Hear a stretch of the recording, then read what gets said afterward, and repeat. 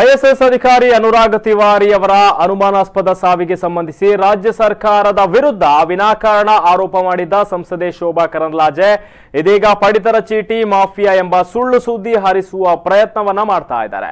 ಇದು ಕೇವಲ ರಾಜಕೀಯ ಪ್ರೇರಿತ ಆರೋಪ ಅಂತ ಆಹಾರ ಖಾತೆ ಸಚಿವ ಯುಟಿ ಖಾದರ್ ಶೋಭಾ ವಿರುದ್ಧ ವಾಗ್ದಾಳಿಯನ್ನು ನಡೆಸಿದ್ದಾರೆ. ಈ ಕುರಿತು ಮಂಗಳೂರಿನಲ್ಲಿ ಮಾತನಾಡಿದ ಅವರು, ಈ ಹಿಂದೆ ಹಲವು ಬಾರಿ ಆರೋಪ ಶೋಭಾ ಕರಂದ್ಲಾಜೆ ಮಾಡಿದ್ರು. ದಾಖಲೆ ಒದಗಿಸುವಂತೆ ಮನವಿ ಕೂಡ ಮಾಡಲಾಗಿತ್ತು. ಈಗಲೂ ದಾಖಲೆ ಒದಗಿಸಿದ ಅವರು ಆಧಾರರಹಿತ ಆರೋಪಗಳನ್ನ ಮಾಡ್ತಾ ಇದ್ದಾರೆ ಎಂದು ಅವರು ದೂರಿದ್ದಾರೆ. ಸಂಸದೆ ಶೋಭಾ ಕರಂದ್ಲಾಜೆ ಅವರು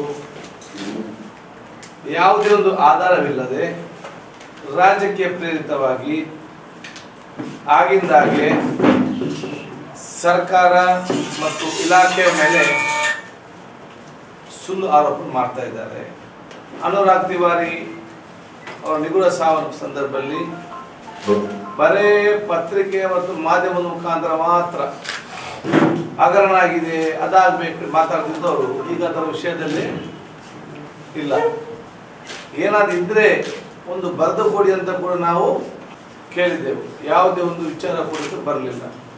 ಪಡಿತರ ಚೀಟಿಯ ಮಾಫಿ ಇದೆ ಅಂತೇಳಿ ನಾವು ಸರ್ಕಾರ ಅಧಿಕಾರ ವಹಿಸಿಕೊಂಡ ನಂತರ ಅಂಥದ್ದು ಯಾವುದೇ ಪಡಿತರ ಚೀಟಿ ಮಾಫಿಯಾಗಿ ಅವಕಾಶ ಕೊಡಲಿಲ್ಲ.